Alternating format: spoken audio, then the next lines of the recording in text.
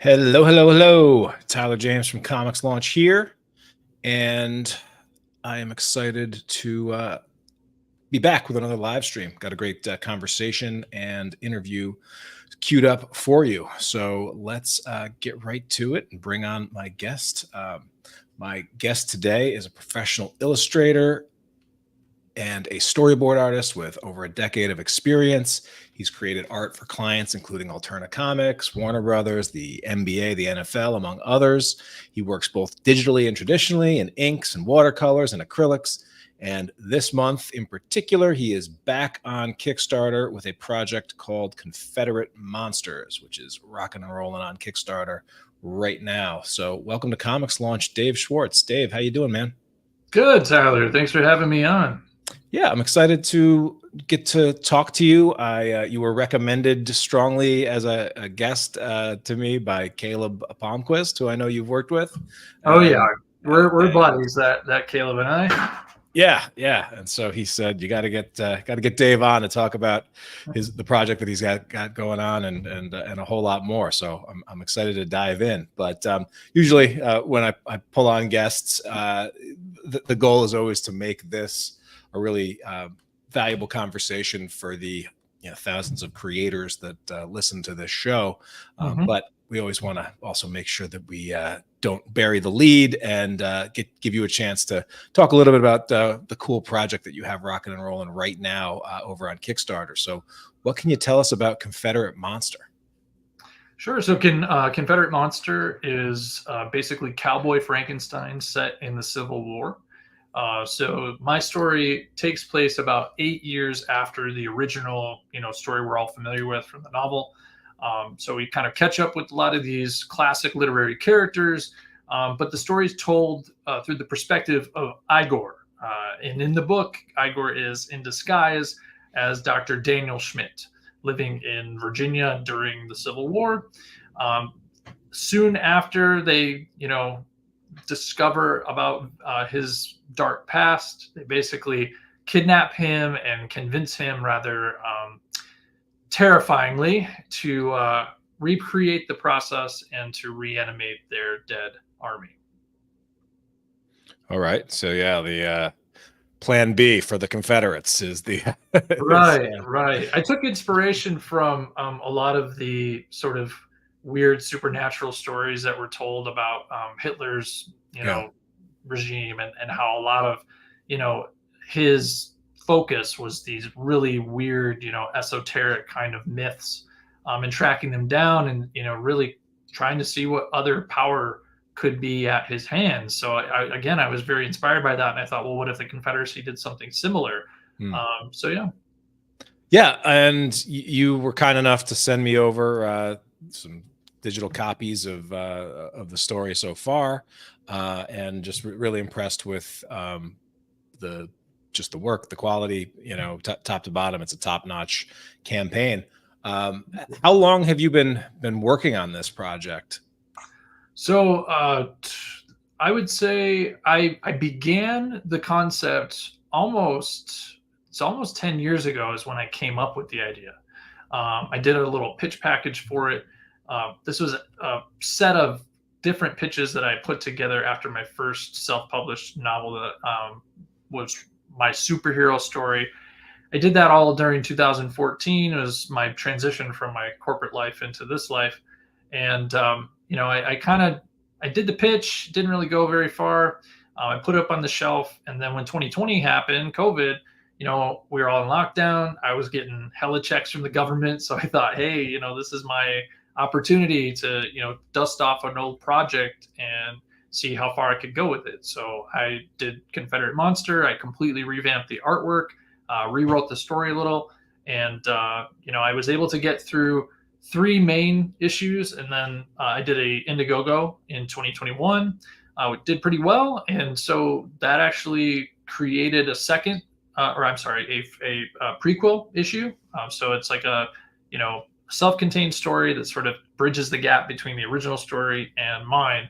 So really I had 4 issues of this book already done, but after COVID, a lot of things happened and I wasn't able to devote as much time to it. I really had to get back to the drawing table for, my day job, which is just drawing comics for other people. But now I've found some time in my process to be Yeah. able to dedicate more time to this. And I've been working on it for a bunch of months now, and I'm really happy to get it out there, and really happy to finish up the series, because after this, we've only got 2 more issues to go. Nice. Yeah. So some of the things that I was interested in, and just looking at your history, you've been like launching on Kickstarter for about a decade now, but obviously jumping back and forth between self-published efforts and freelance, it can be tough to keep things coming out on a consistent basis. Yeah. And so, but I was a little curious why the first launch of Kickstarter was for the 1 through 4 versus just starting with a single issue and then serializing over time. Yeah. And then so that'd be one question. And the other is, as someone that had some Kickstarter experience, what made you give Indiegogo a shot in the 2021 area, and what was that experience like? Sure. So to answer your first question, I think a lot of it was just sort of my desire to get as much out there as I possibly could. Yeah. And I guess it's sort of my naivete in that regard. I typically have only done Kickstarters for either fully realized projects or a full, book that's already published and done. But in this regard, I wanted to really get as much of the book out there so people could, really get invested in it and really read it. And frankly, if I were to do it over again, I probably would have done it, single issue by single issue, Yeah. for sure. Now, as far as like Indiegogo, at the time, it was really my network that was sort of there. A lot of creators that I was working with, friends that were also creators, they were all using Indiegogo. And this was also a time when Indiegogo had some additional features that Kickstarter didn't. So Yeah. I was, kind of leaning more towards that, because I figured, well, this might actually help me to get the book, more eyes if I do it on the platform that most people that I know, are on. And since, it's been a couple years since I did that, and my network has completely shifted the other direction. And my group of, fellow creators as well. So again, that was the decision to come back to Indigo, or to come back to Kickstarter, I should say. Yeah. So that I could, again, utilize my network and make sure that I was on the platform that, all those other creators were utilizing. So, Yeah. Around that 20, I'd say, I mean, even a little bit before that, it really did seem like there was, a lot going on Indiegogo, a lot going on Kickstarter.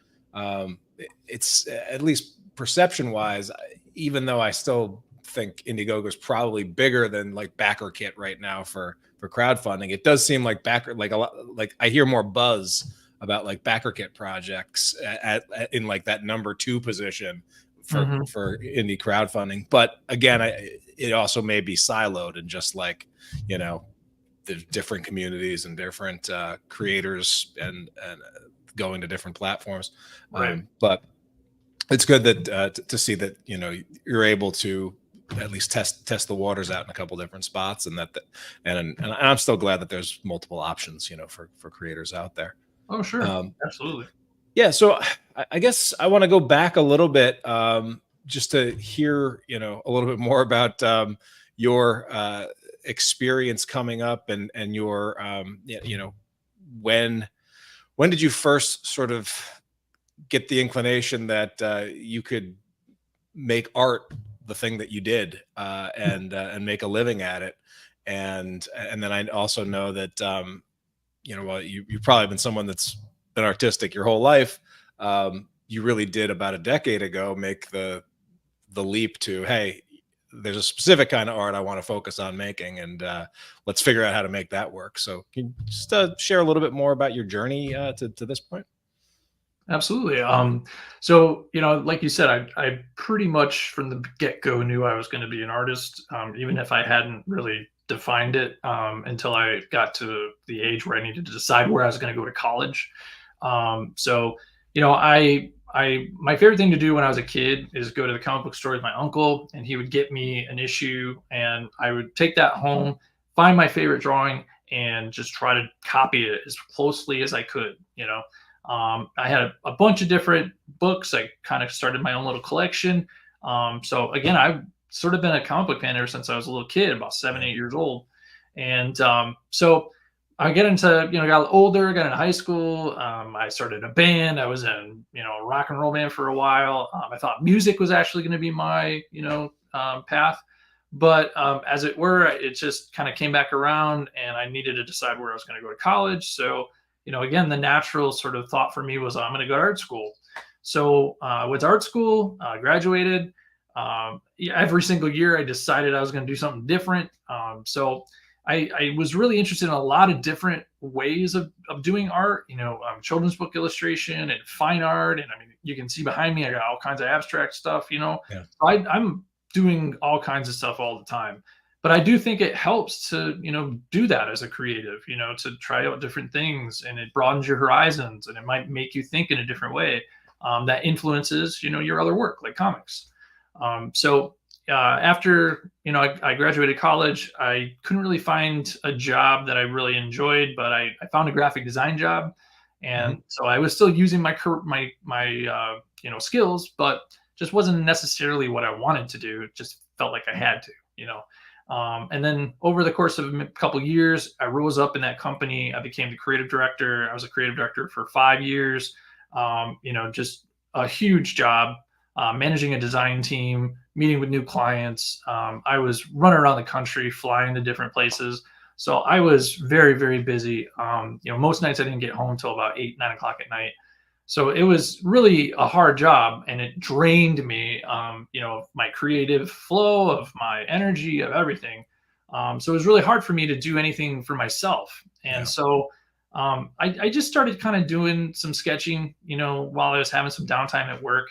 And somebody in my design team saw my stuff and asked me, have you ever thought about doing a comic book convention? And like, the thought had never entered my brain. So I decided, you know what, I'm going to just do this for myself and see what I can make of it. So I made a little 8-page story, got it all printed, went to a Comic-Con. It did really well. So I kind of understood, like, okay, I got something here. I could probably do something with this. And it just so happens that, everything kind of lined up at my job where, my boss and I just kind of had like a come to Jesus meeting, and he was like, well, do you really want to be here? Like, cause it doesn't seem like it, I was like, yeah, I kind of don't, I kind of want to just move on.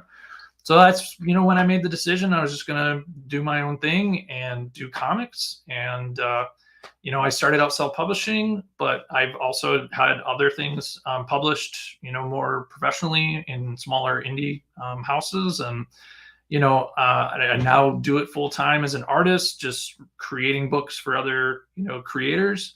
And yeah. Yeah. I can't, yeah, it was kind of a similar situation with me, and, finally making the transition from working a 9 to 5 and trying to build my publishing endeavors on the side. And then finally sort of like being like, the company's pivoting. Do I want to be involved in that pivot, or is this a good time to pivot my way out and see if I can make it? What was that very first day like, where it's like, oh, I don't have a job to go to, that and people, waiting on me, and projects rocking, and now I got to create my own work. Do you remember that? Yeah, I would say I do. It's a little vague, but I do remember the sort of feeling of now I'm my own boss, and the sort of pressure that kind of comes with that. It wasn't as great as it became, I think, over time, when my projects were finishing and I was starting to market them. When I actually finished my first book, I remember going out there and just doing my best to market it and promote and be the face of it and start this whole process, and as much as I was practiced at talking with people from my other job and discussing things with clients, it was hard to just sell something that was so like ingrained in me and so personal to me. Yeah. Um, I just had a horrible like reaction. Like my body was just like nerves, constantly. Like my stomach was in knots while I was trying to do that whole process. And it's kind of a similar thing right now with the Kickstarter, where like as soon as it started, I was just like, oh man, my stomach's bothering me, and it's kind of been like that for the last couple of weeks. But I don't know. I think it's because these things are very personal to us. Yeah. So again, the pressure to get it right is pretty great. So you do start wearing that boss hat a lot, and talking to yourself like a boss would talk to yourself, like, hey, are you sure you should be watching this TV show right now? And like maybe you should do it to this time to like finishing that page. You know what I mean? Yeah. So it can be challenging at times, but it is, like you were kind of alluding to, very freeing in a way, because now you can kind of make your own decisions, and you don't necessarily have to be beholden to, like you said, a 9 to 5 type schedule. And you can stay up all night and sleep in if you want to. And I actually did that for a couple of years, where I kind of shifted my schedule. I was up till 2, 3 o'clock in the morning, and then I didn't start until about noon. So it was interesting. I kind of played around with my schedule for a while, see if I liked it. But yeah, I mean, after doing it for 10 years, I'm definitely in a groove. I've got a really solid day, all planned out, and it works really well for me. I'm able to crank out work. I can get pretty much an full issue of drawing and coloring done in a month. I mean, if it's a 20 to 24 page book, anything more than that might take longer. But yeah, it's taken a long time to get where I'm at. But you got to start with that first leap of faith. Yeah, and I guess for some of the illustrators and process junkies out there, I'd love to hear just like what is the schedule that works for you. And it sounds like I've had some conversations with artist friends about like, growing up, we always heard like, oh, you want to be a professional artist, you got to do at least a page a day. And then there's some pushback and you've seen discussions of like, well, here's what a page looked like in 1970 when you probably first started hearing this. Here's what expectations for artists are now. Right. And then of course, so many artists now are, do it all, right? From pencils to inks to colors to finishing everything. So I guess just what's your current sort of daily or weekly routine, and then in terms of getting your output out there, are there certain benchmarks that you try to hit to make sure that you're staying on track? Oh, absolutely. And sometimes to my detriment, because I have it like in my head, like, well, if I get this much done on this day and this much done on that day, then I can hit this deadline. And so it is a lot sometimes, but yeah, no. So my day basically is not too dissimilar to a 9 to 5. I usually get up around like 8. I take care of myself. I have breakfast. I meditate. Like I'm a pretty big proponent of that work-life balance. And I think in order to really do this, you kind of have to be, or else you're just going to burn yourself out. So again, when I first started, I was sort of burning myself out. I worked way too late. I worked way too much. I didn't take enough breaks.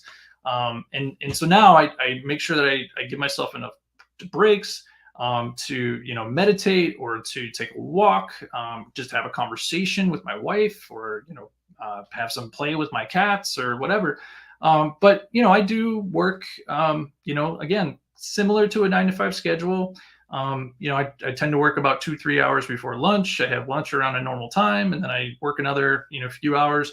I might come back after dinner for a little bit, depending on my workload, or at least how much I was able to get done that day. But I typically try to shoot for if I'm doing pencils, I try to do at least 2 pencils a day. If I can get through 2 pages of pencils, I'm really happy with that. Now with inks, like I really try to do 2, but sometimes it doesn't necessarily work out depending on the complexity and the number of panels, because sometimes there's just a lot on one page. But I typically try to shoot for 2. Now with coloring, like I can probably bang out, I don't know, 3 or 4 in a day for coloring. But again, my process, or at least my style and my approach to my style, is a little more simplified. I would say it's closer to almost an animated kind of approach, where I'm simplifying the colors, I'm simplifying the way that I draw, so that I'm kind of just getting at the core essence of Yeah. objects and people. I'm not adding a ton of extra detail unless I really feel it needs it. Like in the case of Confederate Monster, I do add a little bit of extra line work, a little extra, texture and grit and shadow. Yeah, it gives Um, it a rustic feel to go along with the Western nature of it. Yeah. Right, right. And then if you like look at some of my work, you can kind of tell like the stories that are horror and the stories that are sci-fi, or the stories that are, more kind of, made for a younger audience, because I slightly adjust my style to fit the story. It Yeah. doesn't necessarily mean I'm completely changing my style, but like I said, I can add a little extra detail if it needs it, or I can kind of simplify it down if I feel, again, that the story is better served because of that. So Yeah. No, I like it. I like it a lot. And I guess, one of another one of the thing that's, I think a challenge, and I guess we'll just talk a little bit about this for the pencilers or the aspiring illustrators out there, is like, when you're coming up with, or when you're working for others, you have to come up with usually an hourly rate and have a negotiation and things like that. And I'm curious, like, was it difficult, or how difficult was it coming from sort of the corporate world where you're working with big clients, big budgets and things like that, and then sliding into the, in some cases, the indie world where not necessarily dealing with the same budgets, or even, a factor of 10% to 1% or whatever. right. How was that adjustment? And then, how did you sort of approach figuring out, all right, how can I price myself to get work, but also still put food on the table and make it worth it for me? Sure. I think when I first started out, and this is a similar story for a lot of us. When I first started out, it was hard to really understand what my value was, Yeah. because I was really untested. I didn't quite, I would say, understand exactly where I needed to be as far as a professional quality. I mean, don't get me wrong, I think I was pretty good, when I first started. However, when you look at my work now versus what I did back then in the beginning, it's improved quite a lot. Not Yeah. just the quality of the drawing, but just the way that I lay out the page, the way that I'm, pushing the story forward. Because a lot of that comes to the artist over time, like drawing page after page after page, you kind of get a sense of, what's going to work better, what flows better, things like that. And you always experiment and try new things and see if it, improves it. Right.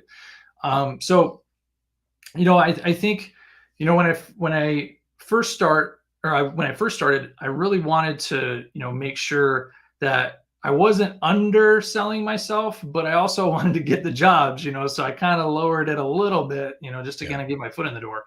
And so when you first start, there's going to be a couple of projects that maybe you got to just, eat it, right? You just got to take it, do it, get the money, move on. It may have been a $10,000 job that you only did for 1,000, but you do get some help in that regard, because I know that I did a couple of projects where I took a bit of a hit with the pay, but I knew that there were people that could help me maybe get another job or another Mm. job. And Right. so I did storyboarding for a little while in the beginning just to help pay bills, because, storyboarding is a little bit more of a lucrative job, but it is pretty tedious. There's a lot that you have to do. And it is a little bit of a different skill set than comics, but it's close.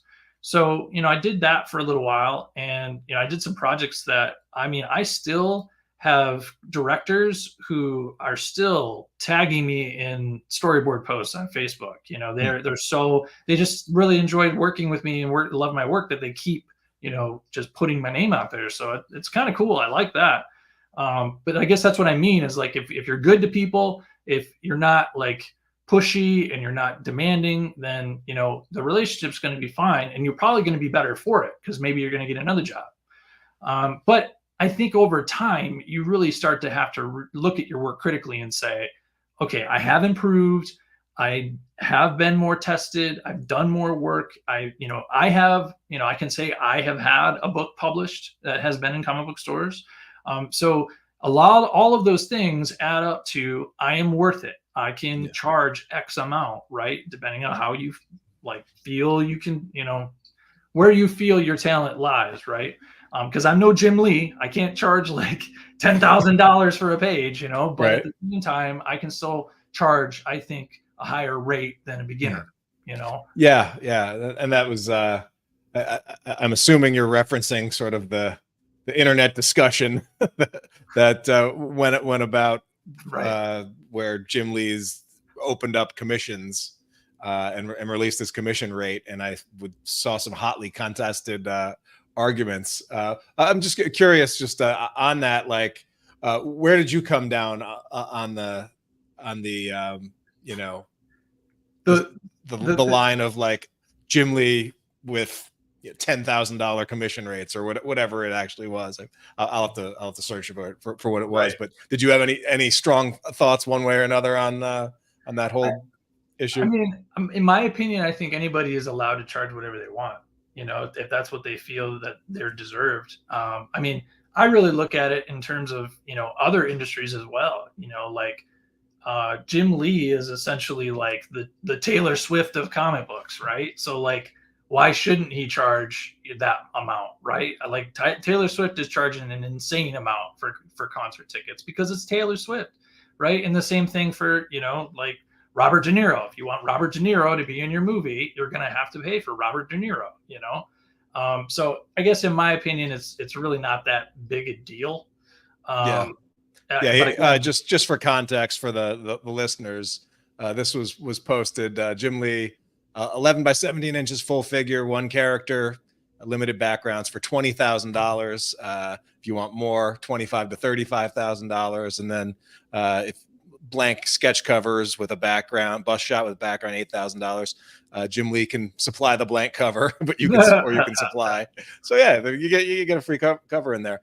Headshots, small headshots, $1,000. So definitely, a lot higher than your traditional artist alley prices. But as Dave said, I had the same exact take.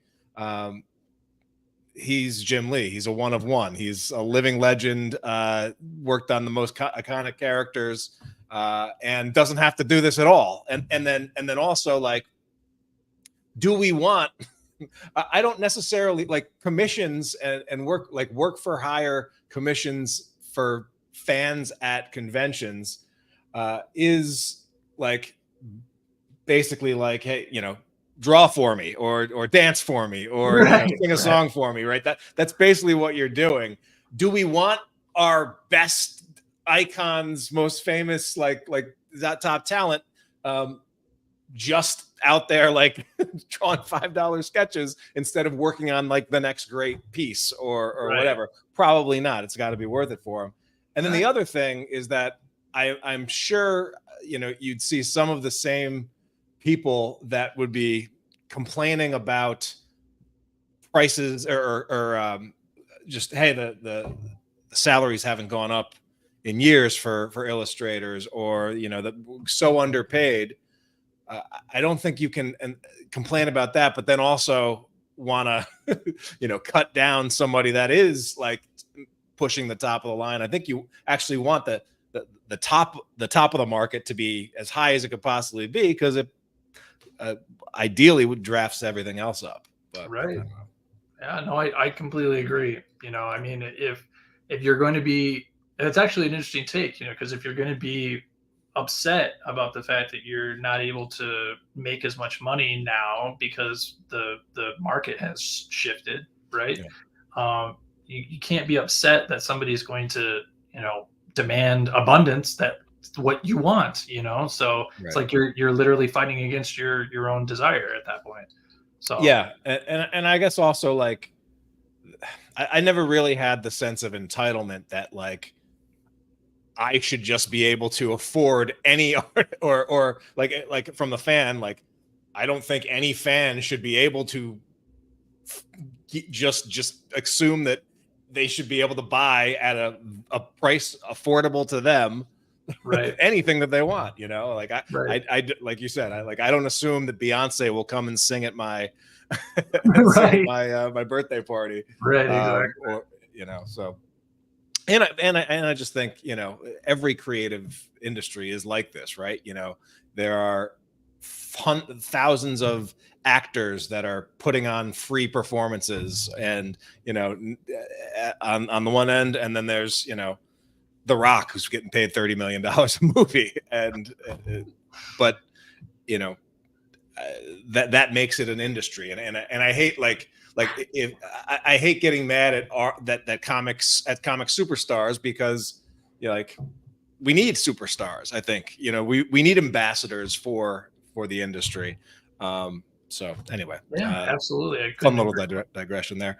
But again, for the aspiring penciler out there, people trying to make it work. One thing that is a little bit that's different about sort of being a pencil for hire versus a lot of salaried positions or standard day jobs is there's a big difference between getting paid per piece of art, which is how most in comics does, versus hey, well, I get paid this much a week or this much a year, and it's kind of an annual salary, and I could, if in a lot of cases you could give it 100% and you give it 50%, it might not show up a difference in your bank account, whereas with comics it really does.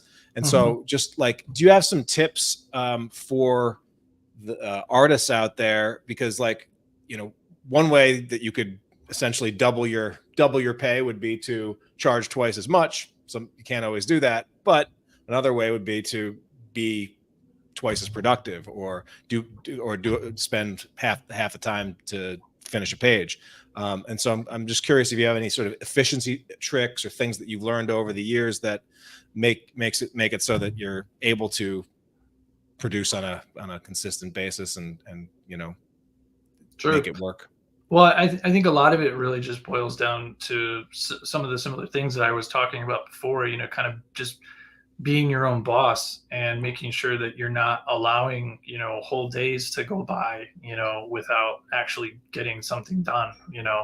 That's actually one of the things that I hear a lot from, because I work a lot with writers, and almost all the writers that I've worked with just kind of look at me like, dude, holy crap, you work so fast. You kind of have to slow down, because I wasn't anticipating this. I don't really have the money pulled together yet. You know what I mean? Yeah. Whereas a lot of other artists, and I hear this from writers that tell me, they take forever and a day to finish something, and I think, and I know this from experience, sometimes the inclination when you need money as an artist is to take on more work. And then sometimes, that runs out, and then you got to take on another job, and then take on another job. And then by the time you've done all that, you've got 4 projects that you said yes to, and you got to finish them all, in order to see more income. So, like you were saying, it's very challenging sometimes to work project to project versus knowing, on the 15th and on the 1st, I'm going to get that biweekly paycheck, Yeah. So, as far as tips go, I mean, I think for me, what's worked for me is not overthinking my style and not trying to push it too far to a place where I can't get at least a page done a day, and I know that might be hard for some that have a really intense style. You were just kind of speaking to that earlier. But I guess from my perspective, that's what works for me. I can simplify things down so that I can get the work done faster. And that's both on the drawing side and on the coloring side. I could go into the colors and I could really throw in some nice, additional effects and details and things like that. But I try to keep it a little more simplified. And a lot of that I think is kind of inspired just by the way comics used to be done in the old days, where that was the expectation, is that you need to go. So, because we have deadlines, And so, I took that to heed and applied it to my stuff, and it's so far really worked out. I mean, like I said, I've pretty much done 20 to 24 page books in a month, 30 days, for everything, Yeah. and that's from nothing to fully finished colored artwork. And for those of you who are artists, like the process is long. You got to do all the layouts first, and then you got to do all the pencils, and then you have to get all that approved by the writer, and then you can move on to the final inks and then the colors and all that stuff. So there's a lot of steps in the process where things can get slowed down. So that's another thing to look out for, I would say. At least that's something that's helped me, is curating the writers that I work with. So if I have somebody that I know that's really, really good at getting back to me with approvals, then I'm gonna be more inclined to work with that writer, because I know that they can help me to get my job done faster. It really bogs down the process if the writer is taking a whole week to get back to me with a yes.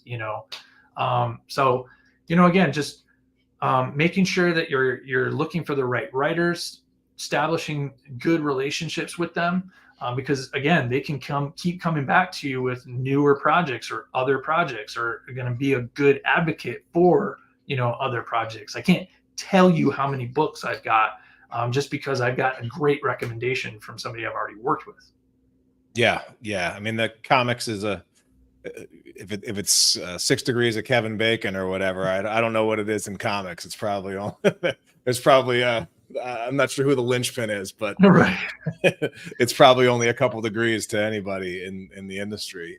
But your reputation, will definitely follow you, and being able to, I mean, most of the writers out there probably are hearing you and being like 24 pages in a month. Like I've been waiting a year for 24 pages from the artist that I found, but that's what I'm saying. but having that, what I know about artists that are able to work consistently and get consistent jobs and are consistently, showing up on the shelves and on Kickstarter now, so is, hey, they are able to crank pages, and they're also like, and they don't necessarily, or they know when to flex and when to let, hey, this is going to be a silhouette panel, and, or very simple, or we're gonna focus on this. Every Right. page can't be like, because I mean, you could easily spend hours and hours on every panel if you wanted to. Right. But that's a good point. Making sure that you're being economical about what you're doing in each panel. When you're doing establishing shots, it's probably good to put in a little bit extra detail. But then when you're doing, just heads talking, there's not much going on there. It's just a close up of the face with maybe a little bit of something in the background. But again, finding those opportunities to fill it in with black. Yeah. So, I mean, you gave a couple of tips for writers in terms of good communication, fast replies, and you've also mentioned having some range for your style. But have you, as you're trying to continue to build your portfolio, do you give thought about, like, all right, these are the projects that I'm looking for, and certain projects might be for me, certain projects definitely aren't for me? And has that, because I can see where, like, early on it's like, hey man, you need a comic, I can draw a comic. Whereas 10 years in, it's like, I've got a brand to protect, I've got stuff that I know that I'm gonna really do well with, maybe some stuff that not for me. Where does that fall right now, and how important is having that, having clarity around that? Yeah, I would say within the last couple years, I've really started to begin, being more critical of the creators that I'm collaborating with. Really looking at the scripts, diving into them. Whereas before I might just cursory look at it and go, okay, this is all right. Let's do it, whatever. But now, I really take a lot of time with the scripts. I really see, like you were saying, does this feel like it's a book that I should be doing? Or maybe there's a better fit for this type of style or for this type of approach to storytelling. And sometimes, yeah, I surprise myself and I read the script and it may not necessarily be my typical story, but I know it's a solid script. And if I get a solid script, I'm definitely going to jump on it because I know that it's that much more likely that I could get more work from this writer. And if I want to work with talented people, obviously. So yeah, I really pay attention to the script quality. I don't, skim as much as I used to. And I also would say that, I also take a lot more time looking at the prior work, the portfolio of the writer, not just, the books that they've made, but I look at the Kickstarter campaigns that they put together, or crowdfunding, wherever it's through. I look at, their social media, how much are they talking about their stuff on social media, or is it just talking about regular day-to-day stuff, because when I promote my work, I'm always, in that mode of promotion, right? Yeah. So I want to make sure that they are good at that side of the equation because some writers aren't as talented at it as others. So yeah, those are some things that I look for sure. And nowadays, like I said, I'm being a lot more picky. And I have had instances too where, I've been partnered with a colorist and the writer comes back to me with some sample pages of what the colorist did. And maybe in the past I would have let it slide, but now if I don't like the colors, I tell them straight up, this to me is just not working for me because, after all, even though it's their coloring in my drawing, it's my drawing. So I want to make sure that the colors are representing my drawing right.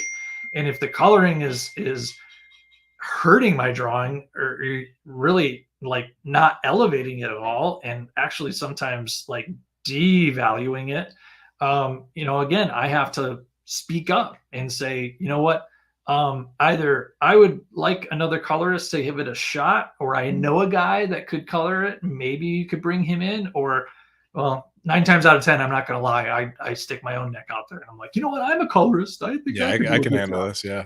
Yeah. Yeah, and that is honestly so one of the challenges that I do hear coming up time to time when the artist and the color artist aren't simpatico, seeing eye to eye on how something should look. But Right. when it's and then on the flip side, when you do have a colorist that you really like working with, I'm sure it's a thrill to like see the pages come back and this thing that you spent hours and hours working on and then haven't thought about because you're on to the next page, having it come back. It's almost like it breathes fresh life to it, right? Yeah, yeah, that's a fun experience for sure when you get to see it, sort of imagine through a different artist eyes. Because I have a specific sort of approach to coloring, which is a bit, like I said, more simplified. So it's nice, sometimes when I get work back and it's done by a colorist who's, very painterly and goes in there and adds a lot of extra stuff. But as you were scrolling through there, I was looking at some of the other books I'd done there. So Don't Talk to the Dead is another book that I am the colorist on, but I'm not the illustrator on. So there's another illustrator, Rodrigo. I can't remember his last name right now. It's gonna probably bug me later. Anyway, so he does a phenomenal job with the drawing. He's very akin to like a Sean Gordon Murphy. Yeah. Has a lot of that gritty, line work, a lot of extra lines, just to really give it that horror kind of style. Yeah, But seeing the nice angles and yep, expressions. Yeah. yep. He does a Seeing the lot of Murphy that in it. sort of hard edged angle. But yeah, like I love working with this group. Not just the penciler and the inker, but the writers. The guy that runs Bad Bug, Mike Teener. I just really love the whole process there. And it's something that, is like you were saying, it's rare sometimes, when you finally get a good pairing of creatives together and you feel like you got a good synergy going. Yeah. Yeah. And then Undercity Tales was something I did for Bad Bug too. That was all my art.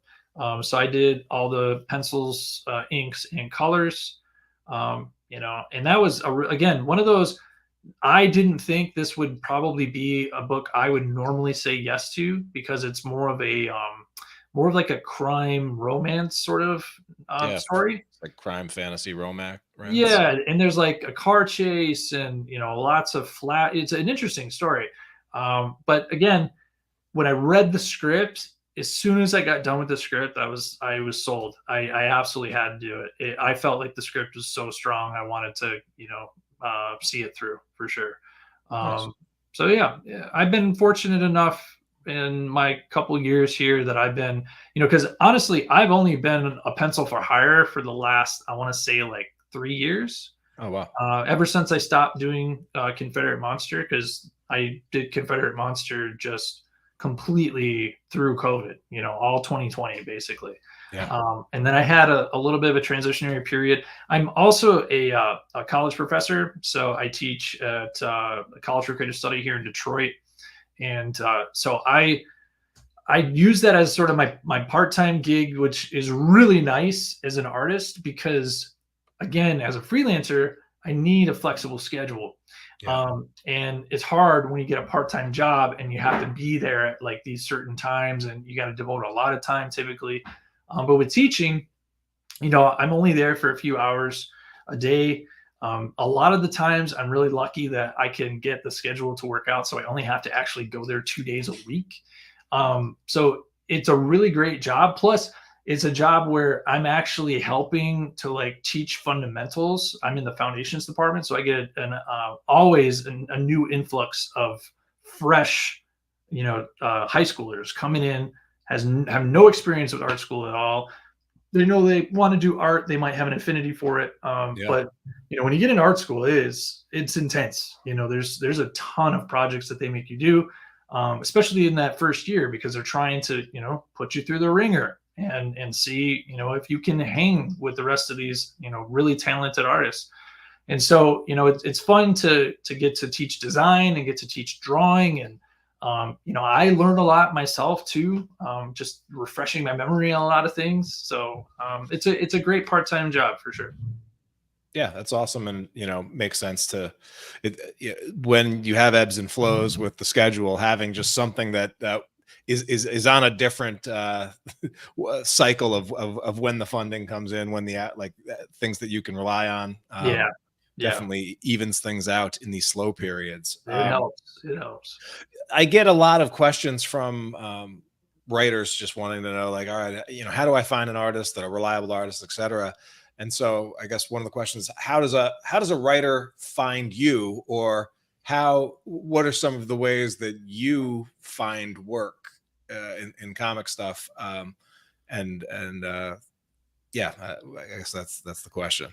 Sure. I mean, oddly enough, I mean, I wouldn't have expected this, but I get a lot of my jobs through just Facebook. Just developing relationships with people on Facebook. There's a very big indie comics community that I found there. I'm hooked up to a bunch of different indie comics groups as well.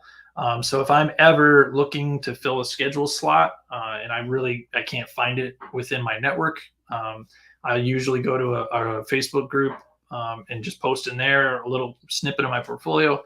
And honestly, that's been working pretty well for me. Again, you have to do some vetting. You have to feel the person out. Maybe sometimes you just have a basic conversation about their vision and what they want. And like I said, see if you feel like you can fit into that, right? Yeah. Also, a lot of the time when I'm first starting with a brand new artist, or I'm sorry, brand new writer, that's usually how it goes, where we're kind of just chatting back and forth at first. They send me over a brief description, maybe a full script, and we'll get a chance to kind of feel each other out and see if it's a good working relationship. Now, again, like I said, if somebody wants to talk to me more about a story that they've got or wants to reach out to me, they can always find me on Facebook. I'm also on Instagram, Twitter. My website it's all Dave Swartz art. So if you type in Dave Swartz art, you should find me really easily. I am typically about 6 months ahead of my schedule. So I'm trying to fill out the second half of my year right now. I've got pretty much everything filled in till about November. But then again, I try not to go too far into the future. One of the things that I learned early on is schedules change a lot, so it's hard to book out an entire year ahead of time, because Yeah. I can almost guarantee in the later half of that year things are going to shuffle, and it's all not going to work out the way that I envisioned it. So that's why I try to stick to just like a 6 months ahead kind of thing, and that's been working out pretty well for me. So yeah. Yeah. And I guess, what would you say the perfect balance for you of like work for hire, working on other people's projects versus um, just pushing your own self-published creations? Right now it's about like 80-20. So I do about 80% other people's projects and 20% mine. So I don't want to spend too much time on my own projects, because I feel like it's going to slow me down. Yeah. In the way that I've sort of structured everything for my bills and for the income and everything, it's kind of imperative that I am able to do, an issue a month. And like I said, so far I've been really successful with that. So I was kind of with that a little worried that if I took a day off, I might, slow down too much. But I've been able to manage it fairly well, I would say. And, sometimes it creeps into my Saturday. But like I said, I do try to do other creative things. So like I do some abstract painting on my weekends. Right now I have a project where I'm building a life-size cardboard tree in the middle of my dining room. It's, a lot of different things going on over here half the time. Yeah. Uh, but it helps me to stay fresh. It helps me to try out different things. It's funny because one of the pieces that's in my illustration gallery, it's like at the very top. It's like a wraparound cover I did for a book. I was able to use one of my abstract paintings as one of the background elements, Hmm. which worked really well. So I don't know. Sometimes the spirit strikes me and I go, hey, I think I might be able to do part of this job traditionally and do a painting, or do more of a traditional approach to pen and ink. I can do that if somebody wants me to do that. It just, it's more of an experiment at that time. So it's like, I'm not entirely sure how this is going to work out, but sometimes it works out better than expected. Yeah. Sometimes that's where the best art comes from. Mm-hmm. Um, well, stuff is awesome, Dave, and we'll Thanks. make sure that we get links to your website, which I'm showing off over here, and obviously all of the projects. But as we're recording this, there's 8 days left in Confederate Monsters, so we want to make sure people check out that campaign and they can get all caught up on the story. Digital catch-up sale at a great $25 price point to get caught up with PDF, and then what's the physical catch up? We got that at 70. Is that where Mm-hmm. we're at? Yep. Yep. Cool. Yeah, this is again, I had a chance to take a rip through what Dave is working on, and it's definitely great to see that you put your pandemic to good use in this book, and now people can get it Thank on you. Kickstarter. So that's awesome, Dave. Right on. Well, awesome, man. I appreciate you taking the time to chat with me. If there's any one final sort of piece of advice that you like to give to aspiring artists or creators out there, we'll let you take it away if you want. Well, I would say for myself, and I think this is something that translates well to other creatives, is trust. Trust in yourself. Trust that you can do it. Trust that even if it doesn't go the way that you envisioned it, that it is going the way that it's meant to go for you, which might actually turn out to be much better than you envisioned it to be. I can say that for myself right now. I never really envisioned the exact place that I'm in with my career, but I think that there's a lot of things that have happened that I didn't expect, and is translated into some really great things. So again, trust in the process, trust in yourself, and trust that you can, keep making it work. Because, I think dreams are worth making come true. there you have it.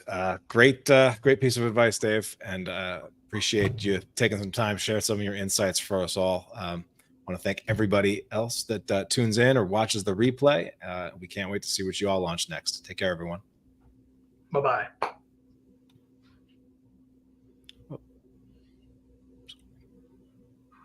End stream.